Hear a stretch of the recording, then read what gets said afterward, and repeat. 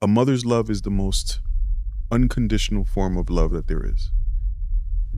Yeah. Mhm. Sometimes I think I didn't protect all of you guys, or the one of you who got, molested. But Well, you did the best you could, and it's not your fault. What kept you going? What kept you wanting to achieve more? Because that's the story, is that you came to the United States, to New York. You've lived many lives, but you were never satisfied with where you were. I want to get out of poverty. I kept on changing jobs. I never tell you that I went to jail. Man of the House is a space for honest conversations about growth and change. Welcome. This show is about the journey of becoming the versions of ourselves that we've always aspired to be. So before I talk to anybody else about that, I wanted to talk to my mother, Haydee Rosario. Welcome to Man of the House. Thank you. Thank you for inviting me. I'm so excited for the box of Pandora that's going to open here. How does it feel to have this conversation here with me? Oh my God, Jason, I feel so excited and so honored that you invited me, that I am your first guest in your program. I wish you a lot of blessings, Thank you. Very excited. I couldn't have thought about anybody else to start this conversation with. We're talking about becoming the man of the house. What does that mean? El hombre de la casa. It's a role that we as young men grow up wanting to become, whether we had fathers in our houses or not. And I grew up in a single parent home. You were our everything. You raised 5 of us by yourself. And I came to learn what it meant to be the man of the house in large part because of you as well. Yeah. So I want to start in the beginning. Let's go all the way back. Okay. When you think of me as a kid, Mm. as a child, what's the first thing you think about? My first treasure. My, I will say part of my heart. I was so excited to see my little son, and I thought that you're gonna be a big person in all angles, in heights, in professional, and I deposit on you all that I wanted to be because you were my first, and I didn't know at that time if I'm going to have more kids. Yeah. And how old were you when you had me? I was 22. Wow, 22. And you had just come from the Dominican Republic. From the Dominican Republic. How long were you here? I'm here. You are 46. Oh, no. How long were you here before you had me? Oh. Before you got pregnant? A year. Wow. So it wasn't that long. No, I came when I was 21. Wow. So you came to the United States, to New York, because you married my dad. Yes. And a year later, maybe less than a year later, you became pregnant with me. So I can't imagine what that was like in the late 70s, navigating a new country, new language, leaving your entire family behind. Yes. Tell me, what was that like? Well, it was very challenging for me because it was a different lifestyle. In DR, I used to live, I would say, free with neighbors, friends, jumping on the street, playing on the street. And when I came, I had to face the weather, the lifestyle, living in an apartment without seeing your neighbors, and you didn't know who lived next to you, et cetera, et cetera.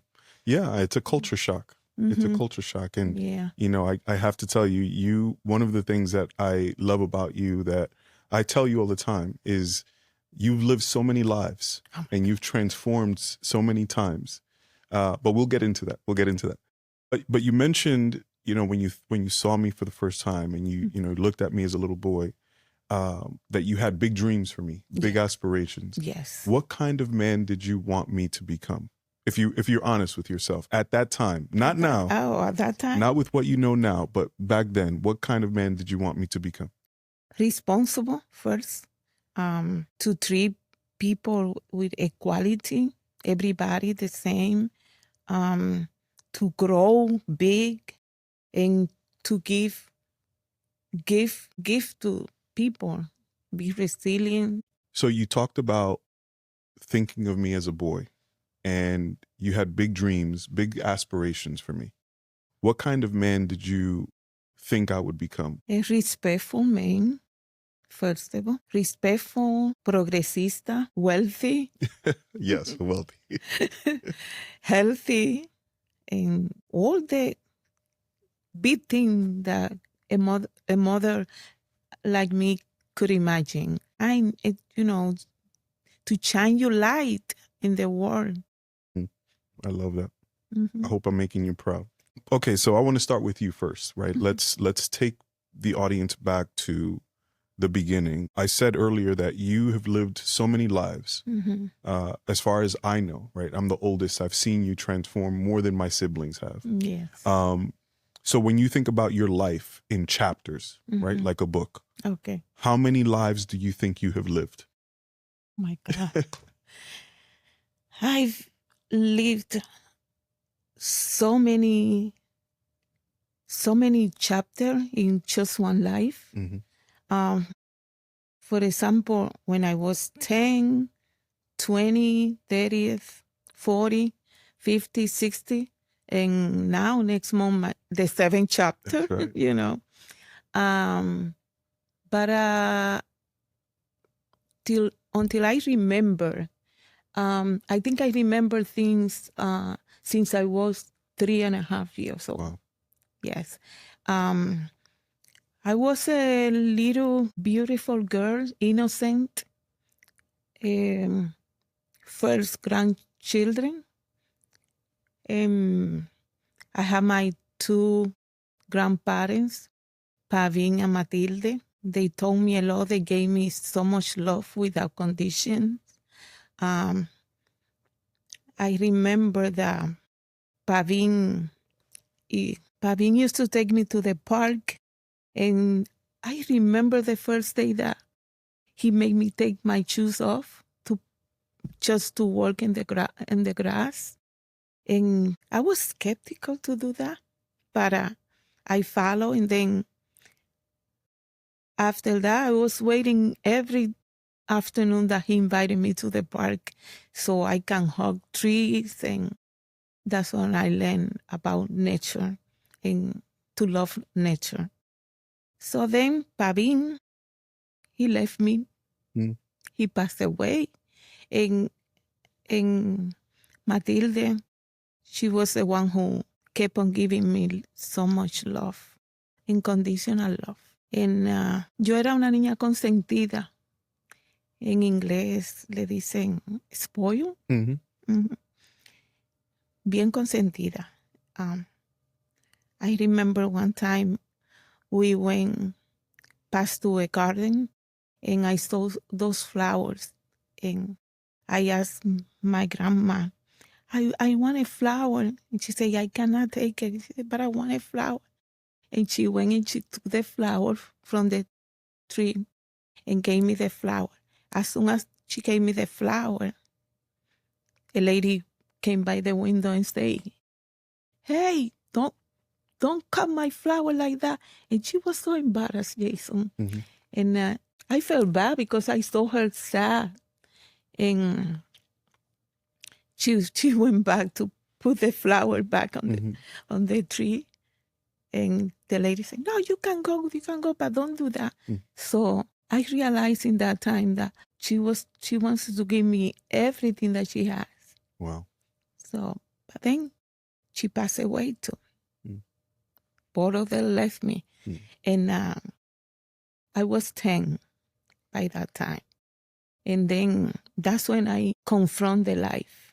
That's when I realized how the life was, because I became more responsible. I started thinking responsible with helping my mother with the other siblings. And you know that I'm the oldest of 8, and I raised in a house with my mom and my father. It wasn't perfect. Nothing is perfect in life, but we were in the house with both parents. And then I kept on growing. And I never tell you that I had my first job. My first job was babysitter.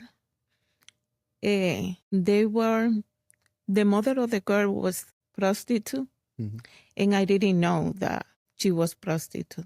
I just saw those lavish, and they live in a lavish, beautiful house with everything that they had. And they used to travel to Puerto Rico and Curacao. That's when I learned about passport and you can go out of the country, because I felt trapped in four corners. And yeah, they used to bring me gifts, perfume, clothes, you name it. Yeah. And then I did it. Another neighbor told me, "Oh, you know that they are prostitutes?" And I say, "No, I don't know," because for me, prostitute was the one who is standing in the corner and things like that. No, like that, dressing well and everything. So I went one night to a church with the rest of my friends, and we used to go there just because they fed us. And I met this guy, my first boyfriend, and he asked me one night, "What do you want to be when you grow up?" And you grew up. And I say, "I want to be a cuero." A prostitute. A sex worker. A sex worker is what we would call Well, it today. Yes. And he said, "What?" I said, "Yes." Because in my mind, so that, that was my aspiration to live better. You didn't know. I didn't know. Yeah. That's funny. And in my 30s, that. Yeah. Let's go there. Let's go to now you're back. Now you're in the United States. In the United States. And you need to work. You need to find, what you're going to do for a living. Where did you start working? And then more importantly, what I want to know is what kept you going? What kept you wanting to achieve more? Because that's the story, is that you've lived many lives, but you were never satisfied with where you were because you always wanted more. So that's what I want to get to. So Tell me about when you got to these States, what were you doing for work? And then what was the thing that kept you motivated to achieve more? Well, I was ambitious. I want to get out of poverty, and I don't want my children and my brothers and sisters that I left there kept living that life. So I started working in a factory as a floor lady, cortando hilitos. Yeah, but that wasn't enough for me. I kept on changing jobs. So then, until I brought my mom to this country, she was the first one came to this country. And then all the kids came. And I never tell you that I went to jail. We're breaking news. We are breaking family news on this podcast. Yes. You went to jail? For one night. For what? 24 hours. Oh, no. Because, Jason, I couldn't go to school to study English. And I knew that there was a lot of opportunity here. I met a friend that she used to work in a place that it was a record shop, but they were selling numbers, illegal. Yeah. So I went there. I learned the job quickly, and then they started paying me good money. So one day they came, say, "Hey," and they asked me for a number. So I make everything. I play the number, and then the guy went through the door. I saw his face like he didn't want it, but what's his job? He came back right there with a plate. With a badge. The badge. Yeah. Saying, "Oh." And then I look at the other girl that was there working with me. She knew about it because when I was working there, never happened. 6 months working there. And they And took you went us to jail. I went to downtown. You are a criminal, mother. That was terrible, Jason. That was. But you know, I think, and I want to get back to the mentality of why you wanted more for yourself and how you got about it. But Okay. to me, that story tells me something important. Number one is that we have something else in common, because I too went to jail for one day, as you know. That's Yeah, another story. but you went because you were having fun. Yeah. That's I was working, yeah, Jason. yeah. But that's, you know, to me, it speaks to your desire to want more. You just were Yeah. not content with mediocre, No. or, you know, and you were willing to take a risk, even though you didn't know how much of a risk it was at the time. Yeah. You did it. Yeah. And I think, to me, that's been the one of the most common themes for you in our lives as our mom, is that you want more for yourself, but you also want more for your family, for your siblings, for your sisters, for your brothers, for your parents, and for your kids. And you have done and taken many, many risks to put us all in a position to want and have more, right? So that, to me, is that example. Yes. So anyway, so take me back. I want to continue on the journey. So now, you know, you've gone through that. That was a job. You had that experience, but then I went back to the work, Yeah. the work, and then thank God that the guy came back and he said, leave because we're going to come back. And I appreciate that so much. Yeah. So I left and I said, I'm not going to keep on living in this agony. So I went back home, and I was thinking, what I'm going to do that pay me money, because I don't want to go back to the factory. Yeah. I need a good salary. I need to live life, to go out, to take, you know, my children out, because at that time I had you and Jerica, but you were little. Yeah. And I saw this girl, rest in peace, in the car service, Ruth. And I stopped there and say, what are you doing here? She said, oh, this is a car service with dispatch cars. This was before Uber, guys. This was before you could open your phone and request a car and it'll be there in 5 minutes. Yes. This is when you had to pick up the phone and call someone, give them their address, and then they would send you a car. So this was way back then. So, and at that time, it wasn't computer, nothing like that. You just have to write the address. It would be quickly. Yeah. So the first night I worked, they make a party with me. They were cats, they were dogs by the microphone, everything. And she came from the house. She said, no, you need to respect her. But I kept on going until I got a job. Jason, and not for nothing, but I became one of the best dispatchers. No, you were the best. You were the best. If you know, you were one of them. And then, I came jumping from car service to car service because this one offered me more money. I worked at Riverside. I worked at Dykeman. By the way, I have to give you your props. You were part of the people that created those new companies too. Yes. Right? Because high class. Yeah. So I want to give you your props, because you weren't just working at these places, you were contributing to building these businesses at the same time. So. Yes. And at that time I used to wear my gold nails. I still have them. So and people were so happy because they say, no, they put me a label like I was the blessed for the car service. In any car service I used to work, people was happy. On my shift, that's when I have more drivers working. So I ended up that I went to work. The last one was in New Family. That was on 94 in Amsterdam. I met so many people there, anchor for news. And you know that I understand English and I write it more than I speak, because I still, I don't know, have that fear. No more, because I'm working on that now. Right. Yeah. And then I work in the car service. So one day I realized that I'm not going to have the I'm not going to be the security for when I get a little bit grow more.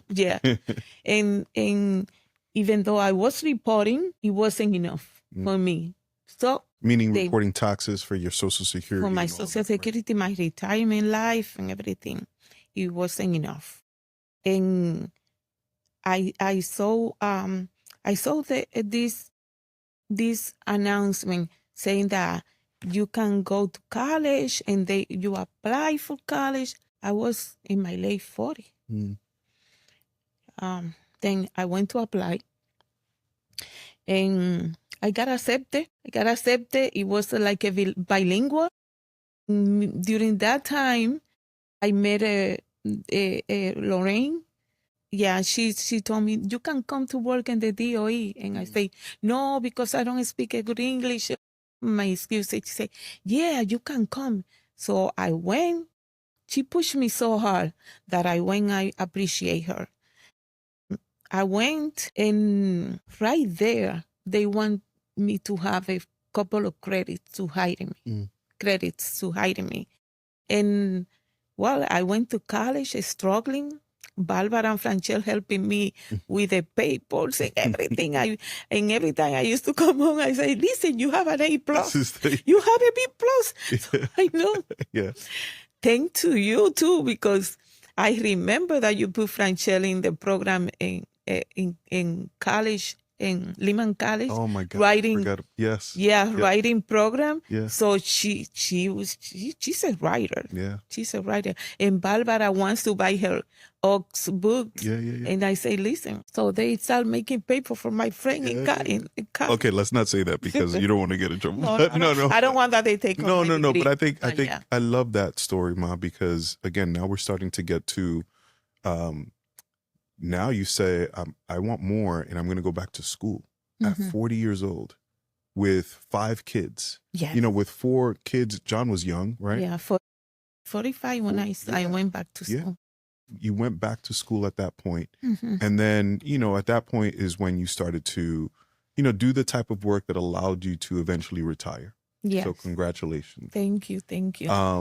It's not fully, but no, but I'm still, comfortable. You're comfortable. I got God with me to provide me everything. You've earned it. You're not working at a radio car dispatch anymore. No, you know, not and I anymore. think that to me is the accomplishment. Yes. So and let me tell you, that's why I have my hashtag, the diva from the beautiful city of the Bronx. You know why? Because when I came to work downtown, Midtown, 94 and Amsterdam, those drivers didn't want to go to the Bronx. Every time they call me, oh, can I have a car? 165 39th Street. Where are you going? I'm going to the Bronx. The driver say, where am I going? And I say, no worry, be patient. And then you're going to the beautiful city of the Bronx. I remember one used to say to me, Bronx, that doesn't have nothing beautiful. I say, of course, we have the botanical garden, we have the Bronx Zoo, we have the family court, everything. We have everything. It's a beautiful city. So one driver say, you are the diva from the Bronx. And that's why I remember I say, I am the diva from the beautiful city of the Bronx. There you go. I'm going to put that in the show notes so that people can find it. Well, Ma, what did you learn early on? You mentioned when you were 10 years old, you had to start to raise your siblings. What did you learn early on about responsibility? Well, I learned a lot. I learned how to work hard, to provide for in that time was my siblings, my mom and my dad. And here I kept on going because I want you guys to have a better life, to live a better life, not the life that I was living, even though I was happy. But I knew that, like we always say, there is more. Hay always more. Siempre hay más. Siempre hay más. Remember, we need to make our tattoo. Yes. Siempre hay más. And I knew there is more on the other side.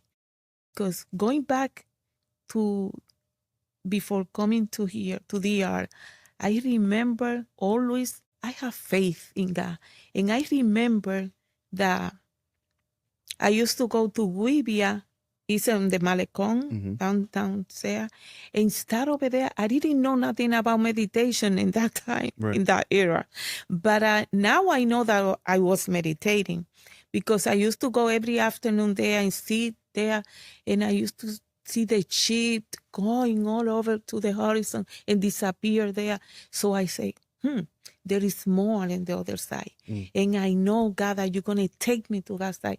And I was pushing that so hard that, and look, Yeah, I God mean, I helped think me. it's And not only did it help you, yeah, and but it's my the reason why we are who we are. yes, and my siblings, I used to tell my sister, listen, don't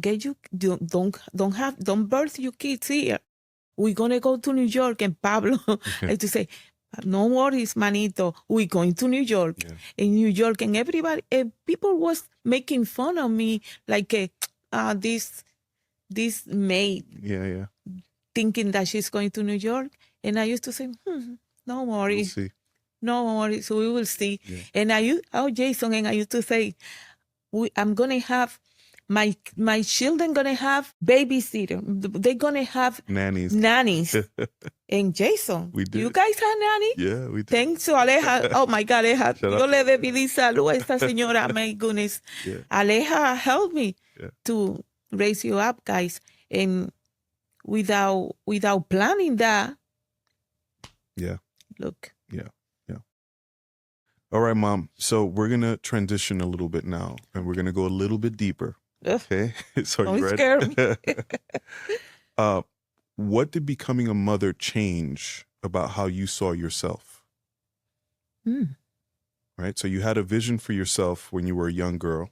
Mm-hmm. Then you became a mother. Mm-hmm. How did that change you? Changed me to be more strong spiritually. Changed me. When I say to be more, to be strong is to make decisions, hard decisions. And he told me, been teaching me also faith, to have more faith, Mm-hmm.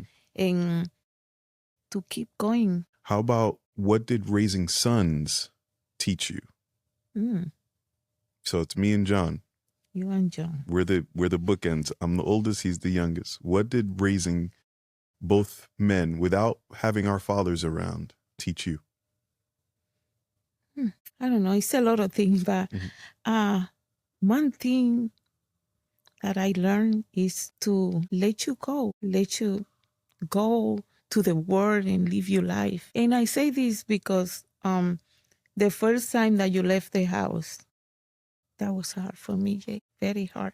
I remember that I was crying like desperate. When I went to Buffalo. When you went to Buffalo. Yeah. That was another part of the life that would say, whoops, this is real.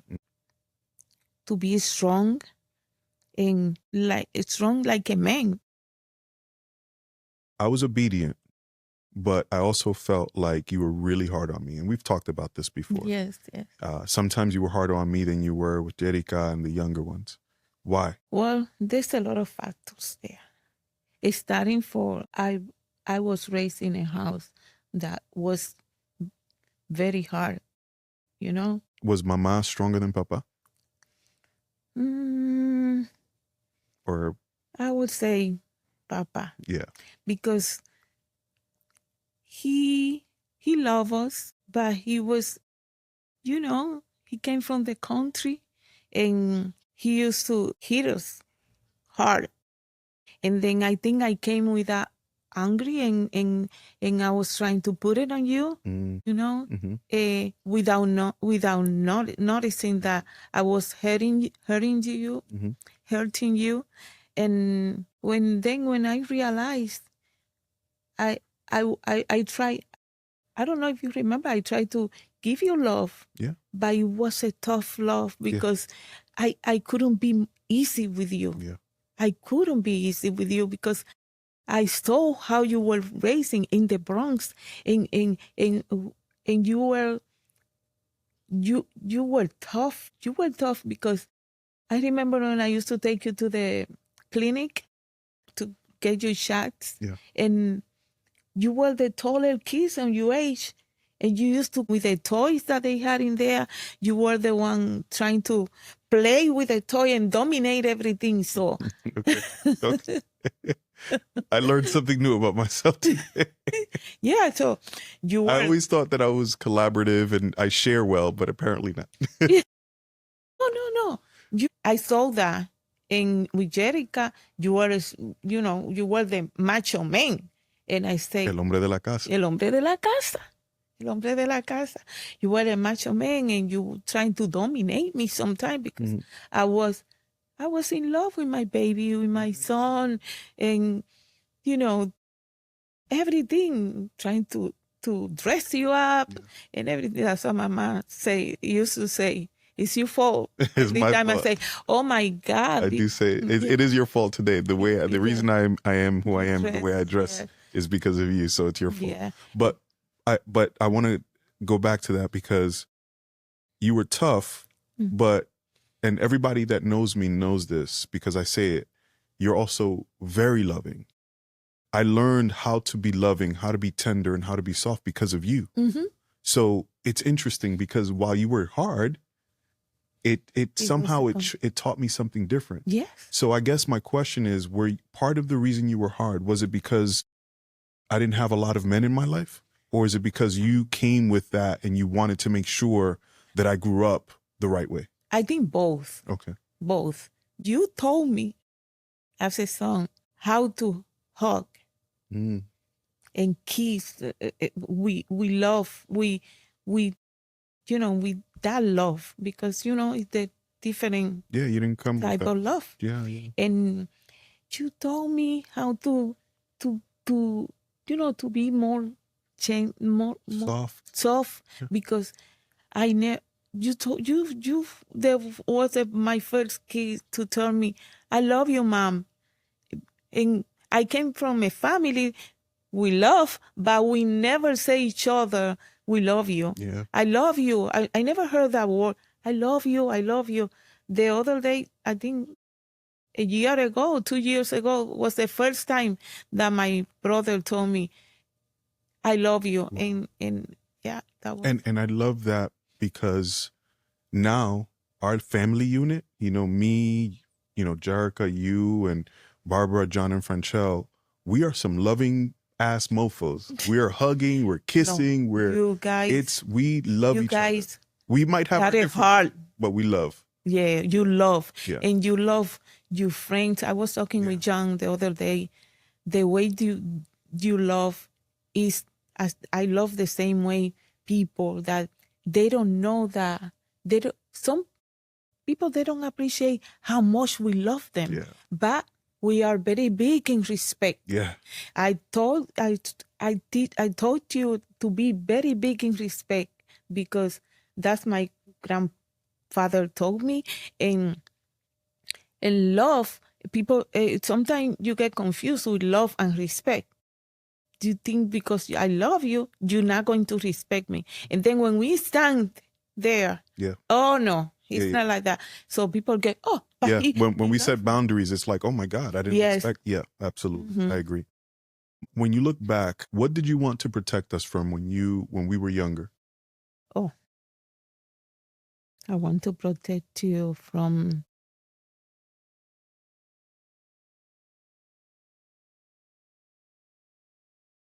to be abused.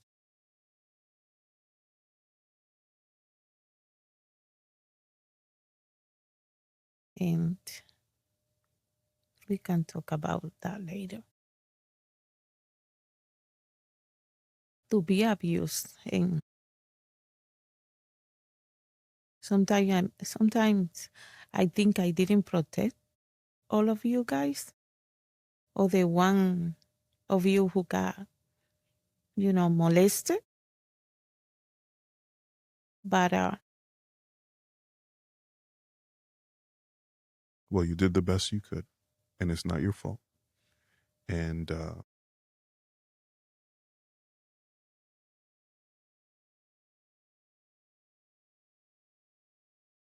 thank you. Okay. We're going to go to a segment here and it's going to be rapid fire. It's called Say It or Skip It. Got it? All right, let's go.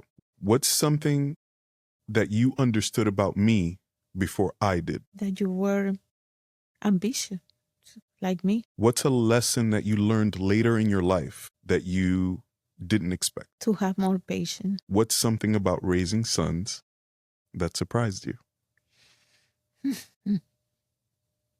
Wow. We can come back to that later. Okay. Yeah.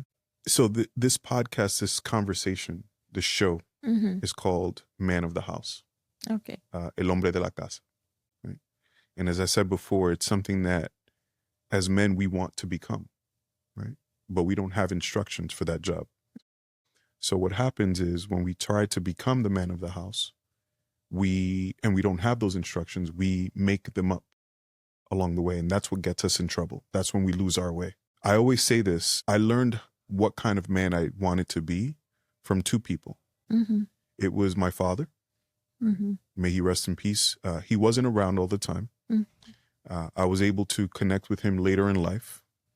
And we made amends. We had real conversations, and it was, by the time he passed away, we were in a good place, I think. And the second person that I learned how to be a man from was you. I want to know what you learned about men. Tell me about your relationships with men. It could be with my father. It could be with the father of my younger siblings. What did you learn about men that you did not want me to learn, or that you wanted me to avoid by being in those relationships? Okay. Not to be responsible. And that's the answer to you, the question you asked me before. I expecting you to be responsible. Tell me more about what responsible means. Does that mean responsible in finances? Does that mean responsible in how I treat people? Does that mean responsible in doing the things that I say I'm going to do? What does responsibility mean to you? Responsible because you cannot be playing games with women, playing games with friends, and play games with your own life. You understand? Yeah. I mean, it's like be responsible. Be responsible with your kids, your house, your woman, and your mother, your sisters. Not because you are a man playing around, but I don't blame them because that's how they were raised. That's what they learned, and that's why I trying to put on you and John to be more responsible, to especially respecting woman, respecting woman in all area. Don't play games. Don't play games with your friends. Show up in life with integrity. With integrity. Don't be a charlatan. Un sinvergüenza. Sinvergüenza. And I always trying to talk to you guys about that and respect yourself. Have some respect for yourself. What's one thing that you wish you could have done differently? Specifically raising me and John. Raising you and John. Maybe take you to a group where there were more men so you could learn at least around, around them. I never took you to any place like that. That's one thing. I think it was important for you guys to get related with in a group of men. But you guys, what you learn about men, you learn it with your friends and things like that, because according to my capacity. And I also told you what I learned, because as you know, I was helping my mom raising kids, Pablo, my hermano Jose, also, and I taught you guys how to use how a man use a toilet. Yeah, you did teach us how to pee. Yes. Yeah, I told you. I told you as I said, into my capacity. Yeah. But yeah, I mean, like I said, I grew up and I learned how a lot of my lessons about what it meant to be a man, by watching my father and Reynaldo to a certain extent, and then deciding to do the opposite. Mm-hmm. But then I always say this too, if we're asking men to be more connected to the emotions, being emotionally intelligent, there's no better person or better individual to teach men to do that than women, and specifically our mothers. And so, I am the strongest I've ever been. I am who I am because of you. And I'm so grateful that I chose you to be my mother. I'm so grateful that we have gone through a lot together. We have been through ups and downs. We've argued, we've fought, we don't speak, we come back together. But there's nothing like having you in my life. And thank you for trusting me with this conversation. Yes. And also, you mentioned something that Barbara was telling me the other day, that her friends ask her, "Oh, you don't see this thing that you saw in somebody's house? You don't see this in your house?" She said, "No, my mom never cursed on us. My mom never, no, how? But your mom is Dominican." Mm. And I told Barbara, "How can I gonna curse one of you? I used el silencio, Yeah. the code of the silence, The silent even though treatment. I was suffering." Yeah. When I didn't talk, but that was my weapon Yeah. to castigarlo a ustedes. No maldiciéndolo. Mhm. Nunca. That I don't, the most maldición that I mentioned, coño. Yes. But I never, not even my enemies or my friends and everything, I never curse in my house. Yeah. Never. Yeah. Thank God. Ma, one of the things that I love about our relationship too is that when people see us, when we take a photo and we put it on Instagram, or when we put a video of us two dancing salsa, or when we go out, people love our relationship and they see it and they see how beautiful it is. And what people see is true, but they have no idea about the work that it takes to build that relationship. Yeah. Where do you think you have grown in your part in building this relationship? Because it takes two people. Say two people, yeah. We've been in serious some fight. Serious stuff. Yeah. Serious stuff. Absolutely. But it's a love at the end, our Appreciation, appreciation, reverence, respect, because always respect, number one. And your question is, No, it's okay.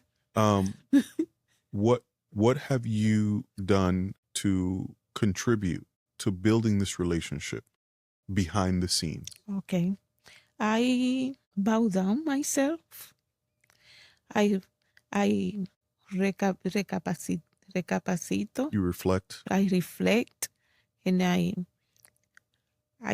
the end of the day, I just want your happiness. I want you to be happy. To to think that we're not gonna be here forever. So why not give us that love now? And when I'm mad at you and you mad at me, I cannot sleep well. I don't have peace. I hate it. I don't have peace. And I think it's, the love. Yeah. The love. I think what I'm learning right now, and then I'll tell you what I've done. What I'm learning right now daily is forgiveness. Oh. Is forgiveness, because we're all doing the best that we can. And no one's perfect. I'm not perfect. You're not perfect. And so choosing to forgive, and not just once, but every time, all the time. Yeah. It's something that you choose every day. I think that's what keeps you showing up, The other thing that I've done to contribute to this relationship growing is that we had conversations. We've had many conversations, right? But one of the conversations that I told you that we had that was hard was, I asked you to trust yourself that you have done everything you could to raise me the right way. And because you said earlier, you had to let me go, you have to let John go. But part of that is that you have to trust yourself, not me. Mm-hmm. You have to trust that you've done everything you could. So that's one thing. And then the other thing that I've done is understand that a mother's love is the most unconditional form of love that there is. And you may not have the language, you may not have the right message all the time, but you always, always, always mean well. And I have to trust that. I have to believe in that. And that's what keeps me coming back. And that's what keeps me grounded in wanting to make sure that, you know, our relationship continues to grow. Mm-hmm. Mm-hmm. I know. Yeah. Mm-hmm. Okay, so I get a lot of questions from women who are raising sons Mm-hmm. about what they can do. What can they do differently? They might be they might be married and they may be together with their husband, but they're still having questions about how they can contribute to raising their boy. If this room was full of women right now and you were giving them advice, what 3 things would you say to them to help them raise their son? First thing is communication. To have a good relationship and communicate everything, because like we used to talk about everything. We still do. We still do. Yeah. Yeah, we still do. You know, to have an open relationship and communication with their son, that's number one. To have they give them the single moment, like a date with your son, like we do. Have a date, because that's beautiful. You feel good, I feel good as a mom. Yeah. And another thing is, because today is hard. It's hard to raise kids. To to open. I'm sorry. No. To be open with them and respect them. Respect them, because that's one thing you guys respected me, because you never saw me doing whatever in front of you. If I have a boyfriend, my boyfriend was out of the house, not come to my house. So when the boys are respected, they respect you back. Let me ask you though, what about giving them too much responsibility too soon? Too soon. Right? Because some women need help. So, you might be in a single parent home and you need your young man to go and work and, help pay the bills and things like that. How do you think about that? How do you balance giving them responsibility, but also reminding yourself that they're still kids and letting them be kids? Like I did with you. I cannot say another thing. Let them go outside to get a job and prepare them to get a job, because they cannot go to everywhere to get a job. Like I told you, your first job. You say, I want to work, I'm going to go to work. You need to work. But don't tell me you're going to go to McDonald's to fry chicken and French fries. Because if that, you're going to fry the chicken here, the French fry here. You are prepared, because I prepare you, putting in all those programs. I used to go begging people.